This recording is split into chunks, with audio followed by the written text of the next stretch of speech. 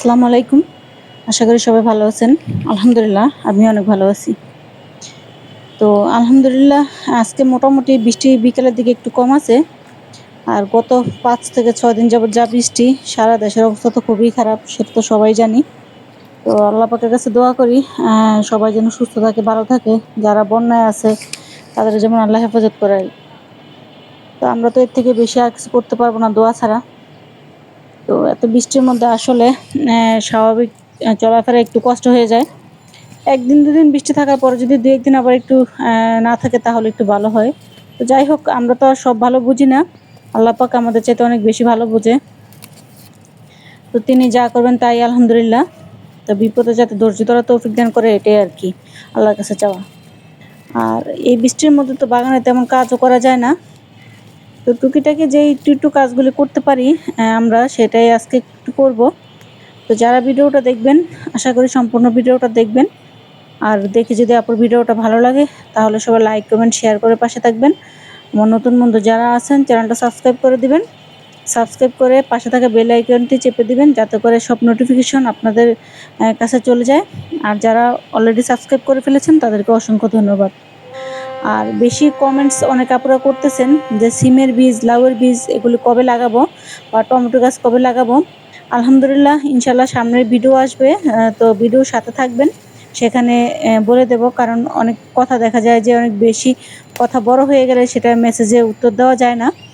তো সেই ক্ষেত্রে চিন্তা করলাম যে না, একটা ভিডিও আকারে দিলে মোটামুটি সবারই উপকারে আসবে। তো ইনশাআল্লাহ সামনে সেটা নিয়ে একটা ভিডিও করব। তো আপনারা সবাই থাকবেন ভিডিওর সাথে, তাহলেই দেখতে পারবেন। আর যারা আমার কাছ থেকে বীজ নিয়েছেন আলহামদুলিল্লাহ সবাই বলছেন বীজ খুব ভালো মোটামুটি। মানে কবে লাগাবেন সেটা জানতে চাইছেন। তো ইনশাআল্লাহ আর কয়েকদিন পরে আমরা লাগাবো। এখন যদি লাগাই দেখা যাবে যে বীজগুলো নষ্ট হয়ে যাবে। তো বৃষ্টি অনেক বেশি হচ্ছে। আর এই বৃষ্টির মধ্যে তো গাছই নষ্ট হয়ে যেতেছে। আর সেই জায়গায় বীজই তো খুব সামান্য জিনিস। দেখা যায় যে খুব বেশি বৃষ্টি হলে বীজগুলো আর থাকে না, মানে উঠতে পচে যায়। তো তারপরেও আমি কিন্তু গত কয়েকদিন আগে কিছু বরবটির আবার বীজ লাগিয়ে দিছিলাম।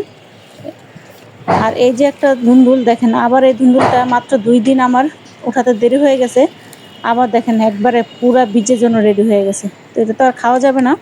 এটা শেষ পর্যন্ত আমাকে বীজের জন্য রেখে দিতে হলো। আলহামদুলিল্লাহ ধুন্দুলের বীজ প্রায় শেষের পথে। তো ভালোই হয়েছে, আবার নতুন করে একটা বীজের জন্য রেডি হয়ে গেছে। আর গাছ যেহেতু এখন পুরাতন হয়ে গেছে, এখন ফলনটা একটু কমই হয়, আগের মতো ফলন হয় না। তো তারপর আল্লাহ পাকের কাছে শুকরিয়া, যতটুকু পাইছি আমি আশা করি নাই। এই যাত্রা খুবই ভালো, আমি প্রত্যেকটা ভিডিওতেই বলি। কারণ অল্প গাছ থেকে যে মাশাআল্লাহ এত পরিমাণে ধুন্দুল পাবো সেটা আশা করিনি। আর খেতে তো খুবই মিষ্টি, খুবই মজা। যারা বীজ নিয়েছেন তারা যখন লাগাবেন ইনশাআল্লাহ তাদের বাগানে যখন ধরবে অবশ্যই আমি আশা করি আমাকে অবশ্যই আপনারা কমেন্টসে জানাবেন। তো ইনশাআল্লাহ ভালো ছাড়া খারাপ বলতে পারবেন না। তো যাই হোক, আর এই যে এখানে কয়েকদিন ২-৩ দিন আগে আমি এখানে কিছু বরবটির চারা লাগাইছিলাম, বীজ সেগুলো জ্বালাইছে। আর যে চারাটা আমি উঠিয়ে লাগিয়ে দিছিলাম সেটাও আলহামদুলিল্লাহ আ মাটির সাথে সেট হয়ে গেছে। তো এরকম চারা রেডি করা থাকলে আমরা কিন্তু চাইলেই সেই চারাগুলি লাগিয়ে দিতে পারি। আর এত বৃষ্টির জন্য দেখেন ধুন্দুল গাছটা আমি কেটে ফেলছি আজকে ৪ দিন, প্রায় ৩ দিন। এখনো কিন্তু গাছগুলো কিন্তু মরেনি। লতাগুলো এখনো তাজা আছে। আর এই তো করলার অবস্থা, করলা গাছগুলো রাখা যাবে না। অনেকটাই নষ্ট হয়ে গেছে। আসলে অনেক বেশি বৃষ্টি হলে করলা গাছ কিন্তু পাতা হলুদ হয়ে যায়, নষ্ট হয়ে যায়। তো সেই ক্ষেত্রে আমার করলা গাছগুলোরও কিন্তু সেম অবস্থা। তো যাই হোক আজকে যেটা নিয়ে আলোচনা করব, জুলাই মাসে বা বর্ষার সময় আমাদের চাল কুমড়া গাছের কি অবস্থা, মানে কিভাবে যত্ন করতে পারি। তো চাল কুমড়া গাছ যেহেতু লতানো গাছ, তো কিছু যত্ন আমাদের একটু করতে হবে। আর এই সময় কিন্তু চাল কুমড়া বেশি একটা সিজন না। তো যারা এখন বীজ ফেলতে চান তারা আমি মনে করি বীজ না ফেলাই ভালো। কারণ এই গাছটা বড় হতে আরো মাসখানেকের বেশি সময় লেগে যাবে।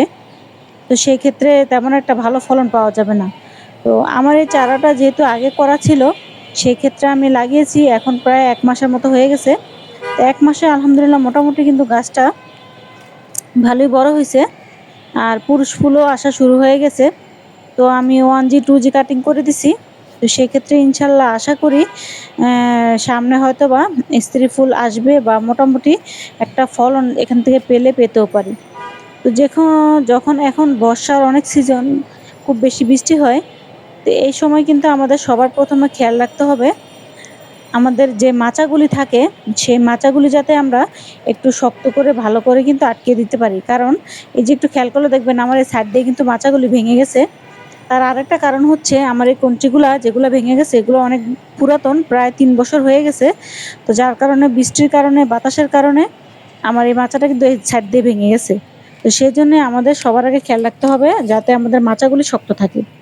আর দ্বিতীয়ত হচ্ছে গাছের গোড়া যাতে পানি জমে না থাকে। আমি প্রত্যেক ভিডিওতেই বলি এই বর্ষার সিজনে সব থেকে আমাদের লক্ষণীয় বিষয় হচ্ছে গাছের গোড়া যাতে না পচে। গাছের গোড়া যদি পচে যায়, পানি জমে থাকে, তাহলে কিন্তু গোড়া পচে যাবে।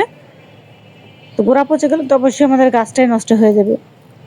আর আরেকটা সমস্যা হয় বর্ষার সিজনে, অনেক বেশি বৃষ্টি হলে ছোট ছোট গুড়ি গুড়ি একটা পাউডারের মতো একটা পোকা হয়। সেই পোকাটা কিন্তু পাতার রসটা সব খেয়ে ফেলে, যার কারণে পাতাটা কিন্তু সবুজ থেকে একেবারে হলুদ হয়ে যায়। হলুদ হওয়ার কারণে যেহেতু ক্লোরোফিল সব সবুজটা খেয়ে ফেলে, তো পাতাটা কিন্তু নষ্ট হয়ে যায়। নষ্ট হওয়ার কারণে তখন গাছের কোনো আর শক্তি থাকে না। আর গাছের পাতা সূর্য থেকে খাবারও গ্রহণ করতে পারে না। এমনিতেই তো বৃষ্টি, তার মধ্যে যদি আবার এই পোকাগুলি তখন সেই সুযোগটা পায়। এজন্য যখন বৃষ্টিটা একটু কমবে, যদি কারো গাছে এরকম আক্রান্ত হয়ে থাকে, তাহলে বৃষ্টি সামান্য কমার সাথে সাথেই গাছের মধ্যে রাসায়নিক না যদি দিতে না চান, তাহলে অবশ্যই জৈবভাবে কীটনাশক স্প্রে করে দিতে হবে। আর যদি রাসায়নিক দিতে চান, খুবই হালকা সামান্য পরিমাণে দিয়ে স্প্রে করে দিবেন। তো এটা যদি মাসে ২ দিন দেওয়া যায়, তাতে আলহামদুলিল্লাহ গাছ অনেকটাই সুস্থ থাকে। এই ছোট ছোট কাজগুলি কিন্তু আমাদের এখন অবশ্যই করতে হবে। আর যেহেতু বর্ষা, এখন আমরা বেশি খাবার দিতে পারবো না। তো যখন আমরা বর্ষার ফাঁকে একটু রোদ উঠবে বা ২ দিন একটু রোদ থাকবে, তখন আমাদের গাছের সামান্য পরিমাণে পাতলা করে সরষের খোল ভেজানো পানি আর সবজির খোসা ভেজানো পানি, এই খাবারগুলো অবশ্যই আমরা একটু করে দিয়ে দেবো। তাতে করে গাছও কিন্তু খুব সুন্দর ভালো থাকবে। আর অতিবৃষ্টি হলে তখন খাবার দেওয়ার প্রয়োজন নেই, কারণ তখন যদি খাবার দেই, একটু খাবারও থাকবে না, সবগুলি খাবার কিন্তু ধুয়ে চলে যাবে। আর বেশি বৃষ্টি হলে তো এমনিতেও গাছে খাবার থাকে না। তো আল্লাহ পাক বৃষ্টির পানি যে যতটুকু খাবার দিয়ে দেয়, অতটুকুই গাছ কিন্তু পায়।